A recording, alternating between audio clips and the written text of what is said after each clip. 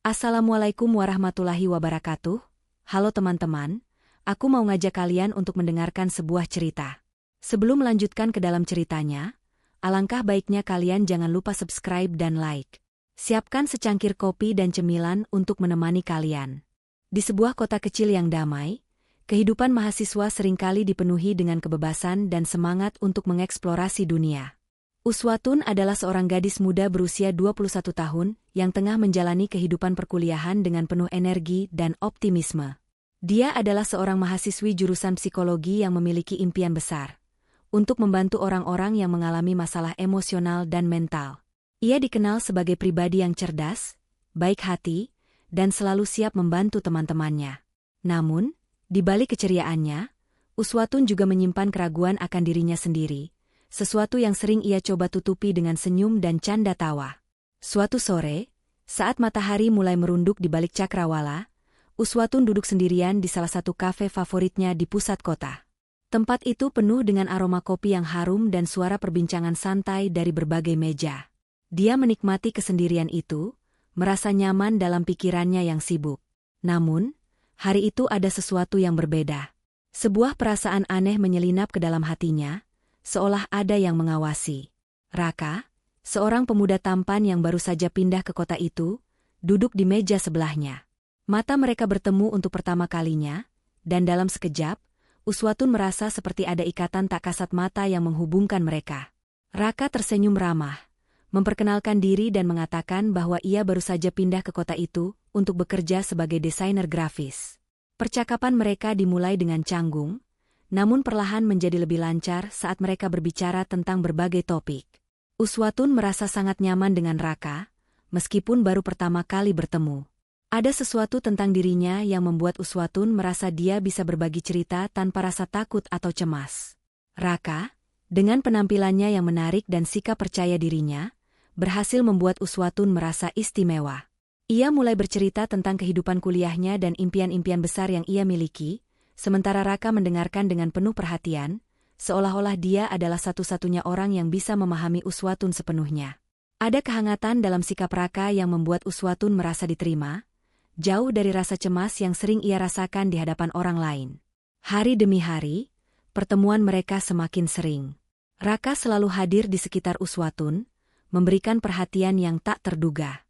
Ia menyarankan tempat-tempat baru untuk dikunjungi, mengajak Uswatun berjalan-jalan di taman kota, dan kadang-kadang mengirim pesan atau telepon hanya untuk memastikan bahwa Uswatun baik-baik saja. Raka tahu bagaimana cara membuat Uswatun merasa spesial, dan itu membuatnya semakin tertarik. Meski terkadang ada rasa tidak nyaman yang muncul di hati Uswatun, sebuah ketidakpastian tentang ketergantungan Raka pada kehadirannya, dia selalu menepis perasaan itu dengan alasan bahwa Raka hanya peduli padanya. Lagi pula, siapa yang tidak ingin diperhatikan dengan begitu tulus? Namun, meskipun hubungan mereka tampak sempurna di luar, ada satu hal yang mulai mengganggu Uswatun. Seiring berjalannya waktu, Raka mulai menunjukkan sisi-sisi lain dari dirinya yang tidak pernah ia tunjukkan di awal pertemuan mereka. Raka yang awalnya tampak penuh perhatian, mulai menunjukkan sifat cemburu yang berlebihan. Suatu ketika, saat Uswatun bertemu dengan seorang teman pria di kampus, Raka meneleponnya beberapa kali, memintanya untuk segera pulang dan menghindari pertemuan tersebut. Uswatun, yang awalnya merasa terkejut, mencoba menjelaskan bahwa temannya hanya seorang sahabat lama. Namun, Raka tidak mendengarkan penjelasannya, dan rasa cemas mulai menghinggapi hati Uswatun. Pada awalnya, Uswatun merasa tidak perlu terlalu khawatir. Mungkin Raka hanya cemburu karena dia menyayangi Uswatun, pikirnya. Namun, cemburu yang terus-menerus muncul semakin membuatnya merasa terjebak. Raka mulai mengawasi setiap gerak-gerik Uswatun, memperhatikan siapa saja yang berbicara dengannya, bahkan mulai memeriksa pesan-pesan di ponselnya.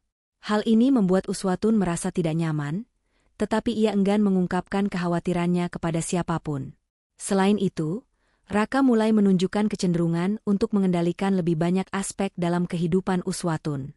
Ia memberi nasihat tentang bagaimana Uswatun seharusnya berpakaian, siapa yang seharusnya dia temui, dan bahkan bagaimana Uswatun harus menghabiskan waktu luangnya. Uswatun, yang awalnya merasa bangga dengan perhatian yang diberikan, mulai merasa kebebasannya dibatasi. Namun, Dia takut jika mengungkapkan perasaannya akan membuat Raka kecewa atau marah. Titik balik dalam hubungan mereka terjadi pada suatu malam, ketika Raka dengan tiba-tiba melarang Uswatun pergi menghadiri acara bersama teman-temannya. Raka menganggap bahwa Uswatun seharusnya lebih memprioritaskan waktu untuknya daripada untuk teman-teman atau kegiatan lainnya. "Aku hanya ingin kita berdua saja," kata Raka dengan suara serius, menyiratkan bahwa Uswatun seharusnya lebih fokus padanya. Pada saat itu, Uswatun merasa hatinya dihimpit oleh perasaan yang sulit untuk dijelaskan. Sebuah perasaan bahwa dia tidak lagi memiliki kontrol atas hidupnya sendiri. Uswatun duduk di bangku taman kampus, menatap langit sore yang mulai menggelap. Pikiran-pikirannya kacau, berputar-putar antara perasaan cemas dan kebingungan. Seminggu terakhir telah menjadi neraka tersembunyi. Meskipun semua orang di sekitarnya masih melihatnya seperti gadis yang bahagia dengan hubungan yang sempurna. Namun kenyataannya jauh berbeda. Hubungannya dengan Raka telah berubah menjadi sesuatu yang menakutkan, sesuatu yang semakin sulit untuk dihindari. Raka semakin sering mengawasinya. Setiap kali Uswatun keluar untuk beraktivitas, Raka selalu mengetahui kemana dia pergi, dengan siapa dia bertemu, dan bahkan apa yang dia makan. Pada awalnya, Uswatun merasa bahwa ini adalah tanda perhatian dan kasih sayang. Namun, lama-kelamaan, perhatian Raka terasa seperti belenggu yang semakin mengikat. Uswatun merasa terperangkap di dalamnya, tidak tahu bagaimana cara keluar tanpa mengecewakan Raka, yang selalu mengklaim bahwa dia hanya ingin yang terbaik untuknya. Pada suatu malam, setelah beberapa jam di perpustakaan, Uswatun kembali ke kamar kosnya dan menemukan Raka sudah menunggunya di luar. "Kenapa kamu nggak bilang kamu mau ke perpustakaan?" tanya Raka, nada suaranya penuh kekecewaan. Uswatun terkejut dan bingung. "Aku kan sudah bilang, aku pergi ke perpustakaan untuk belajar," jawabnya dengan lembut, mencoba memberi penjelasan. Namun, Raka tampak tidak puas. "Kenapa harus pergi sendiri? Kenapa nggak ajak aku? Kita kan bisa belajar bareng." Uswatun tahu bahwa percakapan ini akan berujung pada konflik, dan memang benar. Raka mulai menunjukkan sikap yang tidak rasional. Ia mulai merasa bahwa Uswatun harus selalu bersamanya, bahwa dia tidak boleh melakukan apapun tanpa keterlibatannya. Hubungan yang dimulai dengan kebahagiaan kini mulai terasa sesak. Uswatun, yang merasa bebas dan mandiri sebelum bertemu Raka, kini merasa kehilangan dirinya sendiri. Namun, dia tidak bisa begitu saja menjauh. Ada rasa bersalah yang terus menggerogoti hatinya, rasa takut bahwa Raka akan marah atau bahkan lebih buruk, menjadi agresif. Beberapa hari kemudian, Uswatun mendapat undangan untuk menghadiri seminar psikologi di luar kota.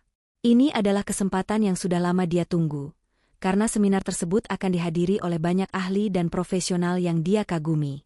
Namun, ketika Uswatun memberitahukan Raka tentang rencananya untuk pergi, reaksinya jauh dari yang dia harapkan. "Apa? Kamu mau pergi tanpa aku?" kata Raka dengan nada yang lebih keras dari biasanya. "Kamu nggak bisa pergi sendiri. Kita kan bisa melakukan itu bersama-sama." Uswatun terdiam, bingung dan cemas. "Tapi Raka, ini sangat penting untuk kuliahku," jawabnya dengan suara pelan. Namun, Raka mengerutkan kening, matanya penuh dengan kekecewaan dan ketidakpercayaan. "Kamu nggak bisa ninggalin aku begitu aja. Kalau kamu pergi, kita bisa putus." Kata-kata itu menembus hati Uswatun seperti pisau tajam. Ada ancaman tersembunyi di dalamnya, dan Uswatun merasa terjebak. Raka bukan hanya mencintainya, tetapi juga mengendalikan setiap aspek hidupnya. Dia berusaha untuk membuat Uswatun merasa bahwa hidupnya tidak lengkap tanpa Raka di sisinya. Rasa takut yang semakin besar mulai merayapi setiap sudut pikiran Uswatun. Bagaimana jika dia melawan Raka? Apa yang akan terjadi pada dirinya? Raka semakin menunjukkan sikap cemburu yang tidak terkendali. Dia mulai melarang Uswatun berbicara dengan teman-teman laki-lakinya, bahkan yang sudah dikenalnya sejak lama. Setiap kali ada pria yang menghubungi Uswatun, Raka akan menjadi murka dan mendesaknya untuk menjelaskan hubungan tersebut. Di satu sisi, Uswatun merasa tertekan, tetapi di sisi lain, dia merasa takut akan reaksi Raka jika dia mencoba untuk menjelaskan batasan-batasannya. Pada suatu malam, Raka datang ke kamar kos Uswatun tanpa pemberitahuan sebelumnya. Uswatun, yang sedang belajar untuk ujian, terkejut saat melihat Raka berdiri di pintu dengan wajah serius. Kenapa kamu nggak jawab pesanku? Tanya Raka dengan nada marah. Uswatun merasa seperti diperlakukan seperti anak kecil yang harus selalu melapor kepada orang tua. Aku sedang belajar, Raka. Aku nggak sempat lihat ponsel. Jawabnya dengan cepat, mencoba menenangkan situasi. Namun, jawaban itu tampaknya tidak cukup bagi Raka. Dia mendekat dengan langkah-langkah besar, wajahnya penuh kemarahan yang memuncak. Kamu pikir aku bodoh? Teriaknya. Kamu nggak peduli sama aku, kan? Kamu lebih memilih belajar daripada perhatian sama aku. Uswatun terkejut, merasa terpojok. Raka, tenanglah. Aku cuma butuh waktu untuk belajar, kata Uswatun dengan suara gemetar.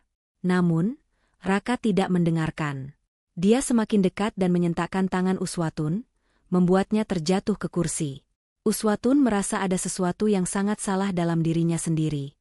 Keputusan-keputusan yang dulu tampak jelas, kini terasa samar. Rasa takut akan kemarahan Raka membuatnya terus hidup dalam kecemasan. Suatu malam yang dingin, setelah pertemuan yang penuh ketegangan, Uswatun memutuskan untuk berbicara dengan Raka. Dia sudah tidak bisa bertahan lagi dalam hubungan yang penuh ketakutan ini. Dengan hati yang berdebar-debar, dia mengungkapkan perasaannya kepada Raka. Aku merasa tertekan, Raka. Aku butuh ruang untuk diriku sendiri.